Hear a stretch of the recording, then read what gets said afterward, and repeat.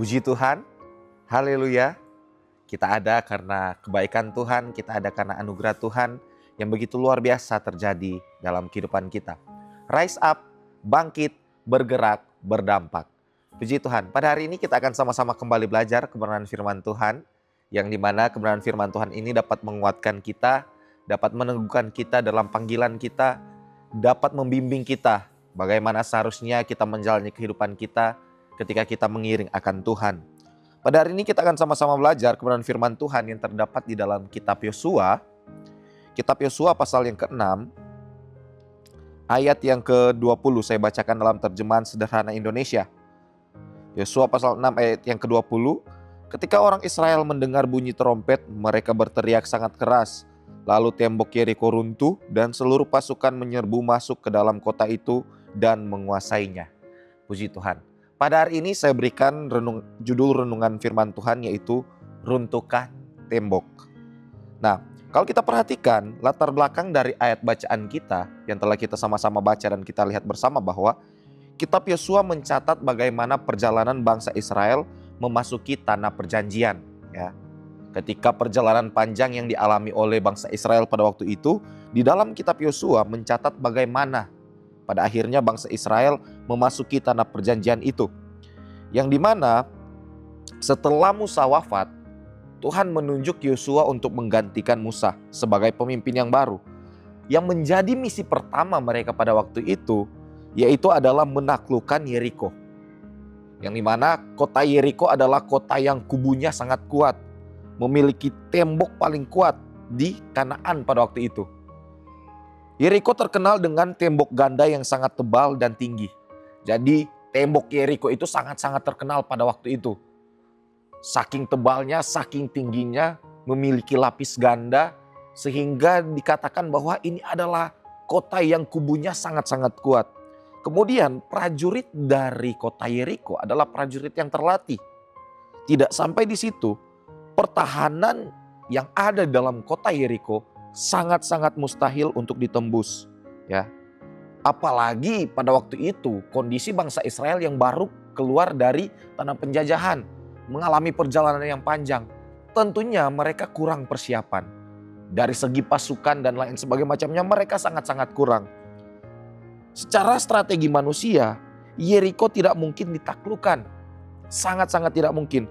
Tetapi di sini kita dapat melihat bahwa Tuhan ingin menunjukkan bagaimana kuasa, bagaimana kemenangan Israel bukan karena senjata atau kekuatan mereka, melainkan karena Tuhan. Karena Tuhan yang menolong mereka meruntuhkan tembok Yeriko. Tuhan memberi instruksi yang tidak biasa kalau kita lihat, kalau kita membaca Yosua pasal 6 ini. Instruksinya sangat-sangat di luar akal manusia. Hanya berjalan mengelilingi kota, tetapi di sini kita bisa lihat ketika taat, memiliki iman dan taat mengikuti apa yang menjadi perintahnya Tuhan, pada akhirnya rubuhlah tembok Yeriko. Nah, sehingga dari sini kita dapat belajar bahwa Tuhan itu mampu untuk menghancurkan setiap apa yang menjadi tembok, ya. Apa yang menjadi tembok dalam hidup kita sama seperti tembok Yeriko. Tuhan kita mampu untuk menghancurkan setiap apa yang menjadi tembok dalam hidup kita. Karena kenapa? Yang pertama, Tuhan itu ternyata lebih kuat dari tembok-tembok kita. Tuhan itu lebih kuat dari tembokmu. Dalam Yosua 6 ayat 1 sampai yang kedua saya bacakan. Pada waktu itu pintu gerbang kota Yeriko ditutup rapat dan dijaga ketat karena orang Yeriko takut kepada orang Israel. Tidak seorang pun boleh keluar ataupun masuk. Tuhan berkata kepada Yosua, perhatikan ini, lihat aku menyerahkan Yeriko kepadamu beserta rajanya dan para panglimanya. Yeriko pada waktu itu punya tembok berlapis 2, tinggi, kokoh, dan mustahil untuk ditembus. Dan begitu pun dalam kehidupan kita, kadangkala kita memiliki tembok-tembok yang sangat mustahil untuk kita hancurkan. Sangat mustahil untuk kita hadapi. Seakan-akannya sepertinya tidak akan bisa untuk meruntuhkan tembok-tembok yang ada. Sampai kita berpikir karena kita terlalu fokus terhadap tembok kita, masalah kita masing-masing. Sampai kita berpikir bahwa wah ini sudah terlalu lama. Wah ini sudah terlalu berat. Wah saya sudah mencoba beberapa kali namun tembok yang ada dalam diriku tidak runtuh-runtuh. Tapi Tuhan ingin kita melihat bahwa marilah kita fokus sama Tuhan. Jangan kita fokus sama masalah yang ada, jangan kita fokus terhadap tembok-tembok masing kehidupan kita, tetapi marilah kita fokus kepada Tuhan. Kalau fokus kita pada tembok, kita akan takut ya. Sama seperti halnya dalam kehidupan. Kalau kita fokus terhadap masalah kita akan terlalu memikirkan akan hal itu. Waduh, bagaimana nantinya besok, bagaimana menghadapi masalah yang ada. Dan bisa saja kita akan menjadi takut. Namun kalau kita fokus pada Tuhan, kita akan percaya. Kita akan percaya karena apa? Karena Tuhan memiliki begitu banyak cara untuk menghancurkan tembok-tembok masalah kita. Tembok-tembok yang ada dalam kehidupan kita. Efesus 3 ayat 20 di sana dikatakan bahwa Ia sanggup melakukan jauh lebih banyak dari yang kita doakan atau pikirkan. Tuhan kita memiliki begitu banyak rencana dalam kehidupan kita. Bahkan Dia menjawab lebih dari apa yang kita harapkan, lebih dari apa yang kita pikirkan, lebih dari apa yang kita doakan. Dalam Yeremia 32 ayat 27, sesungguhnya akulah Tuhan Allah segala makhluk. Adakah sesuatu apapun yang mustahil untuk Tuhan? Tidak ada yang mustahil bagi Tuhan. Tidak ada satupun tembok yang lebih kuat daripada Tuhan. Baik itu tembok ketakutan mungkin dalam kehidupan kita. Seorang takut melangkah, kita takut melangkah dalam panggilan. Kemudian mungkin tembok keinginan duniawi yang begitu keras dalam kehidupan kita, yang begitu kuat, yang mempengaruhi kehidupan kita. Contohnya apa?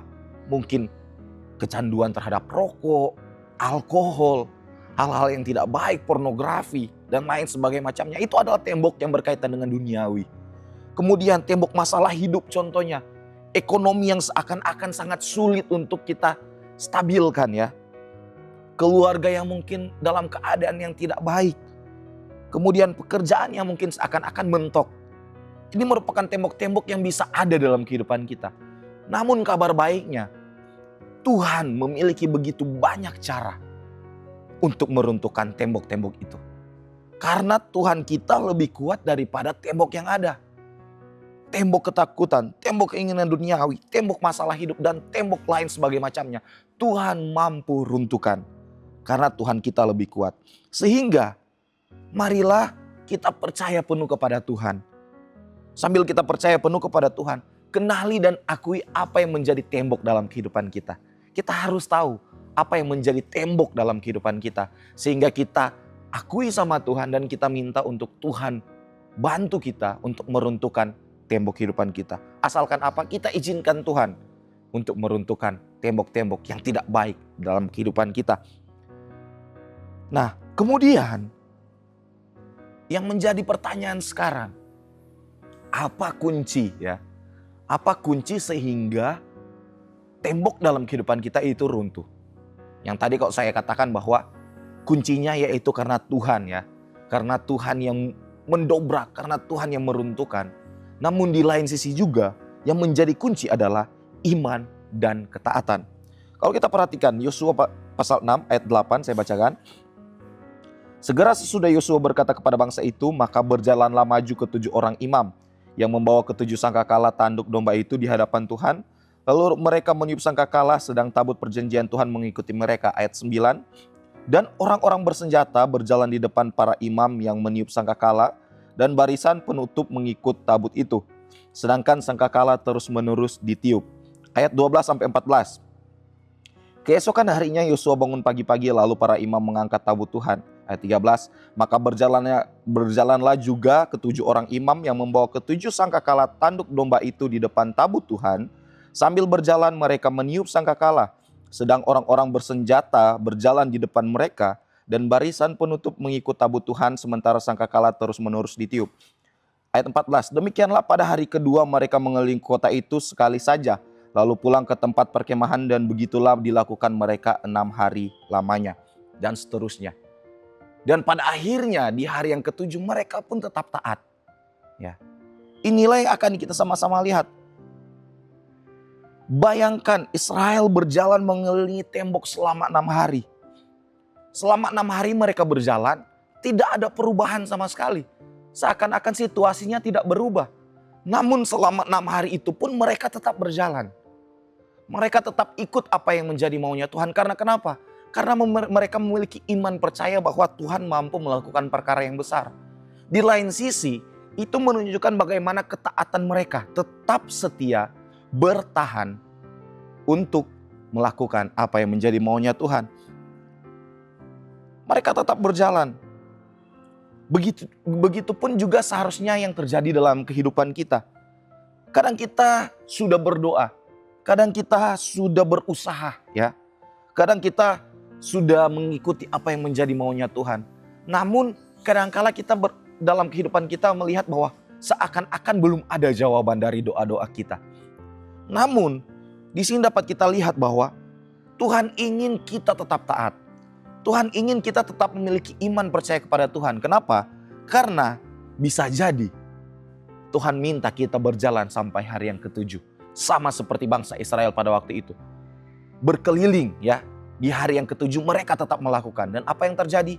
Di hari yang ke-7 mereka akhirnya mampu merobohkan tembok Yeriko. Itu atas campur tangan siapa? Campur tangan Tuhan tentunya. Ya. Ini menunjukkan tentang bagaimana kita harus memiliki iman yang teguh dan ketaatan mengikuti perintah Tuhan. Ibrani 11 ayat 30. Karena iman runtuhlah tembok Yeriko. Ya. Yakobus 2 ayat 17. Iman tanpa perbuatan adalah mati. Sehingga dalam kita mengimani segala sesuatu dalam kehidupan kita untuk meruntuhkan tembok-tembok yang tidak baik dalam kehidupan kita. Kita memiliki iman yang teguh di dalam Tuhan dan kita taat mengikuti apa yang menjadi perintah Tuhan. Sehingga iman membuat kita melangkah dalam jalannya Tuhan, ya. Ketaatan membuat kita tetap setia, bertahan, ikut maunya Tuhan. Dan Tuhan yang membuat tembok itu runtuh. Sehingga iman bukan hanya percaya tetapi bergerak. Ketaatan kadang tidak masuk akal tetapi harus tetap setia dilakukan. Sehingga aplikasinya apa? Mari lakukan firman Tuhan meski kelihatannya tidak masuk akal. Bangun langkah iman setiap hari seperti doa, baca firman, persekutuan, menjauhi dosa, dan lain sebagai macamnya. Apa yang menjadi maunya Tuhan kita lakukan. Kemudian taat total bukan sebagian. Dan selanjutnya percaya meski belum melihat hasilnya. Sehingga yang menjadi kesimpulannya apa? Tuhan jauh lebih kuat daripada tembok apapun dalam hidup kita. Tidak ada tembok yang terlalu kokoh bagi Tuhan. Iman dan ketaatan adalah kunci untuk melihat tembok itu runtuh. Ketika kita percaya dan melakukan apa yang Tuhan minta, maka Tuhan bertindak. Runtuhkan tembokmu dengan cara mengizinkan Tuhan meruntuhkannya. Amin, kebenaran firman Tuhan. Tuhan Yesus memberkati. Terima kasih telah mengikuti Renungan 79. Kiranya dapat menjadi berkat bagi kita semua.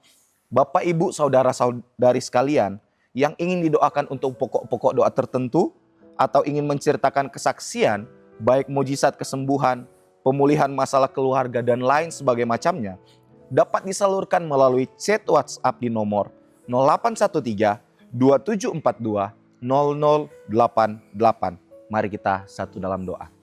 Terima kasih Yesus, terima kasih Tuhan kembali mengingatkan kepada kami bahwa kami harus meruntuhkan tembok dalam kehidupan kami dengan cara kami mengizinkan Engkau untuk beracara, untuk dapat mendobrak setiap tembok yang ada dalam kehidupan kami Tuhan.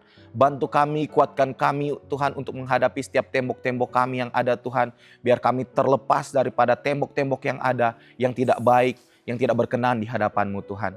Bantu kami terus untuk kuatkan kami Tuhan dapat bertahan mengikuti apa yang menjadi mau-Mu Tuhan. Dan kami tetap percaya bahwa Engkaulah yang mampu melakukan perkara besar dalam kehidupan kami ya Tuhan. Ya Tuhan, tolonglah keluarga GPD El Shaddai Magelang menanggalkan semua beban dan dosa yang begitu merintangi. Dan berlomba dengan tekun dalam perlombaan yang diwajibkan bagi kami semua keluarga GPD El Shaddai Magelang. Kiranya kehendak-Mu yang jadi atas kami bukan kehendak kami Tuhan. Di dalam nama Tuhan Yesus Kristus kami telah berdoa mengucap syukur. Haleluya, puji Tuhan. Amin.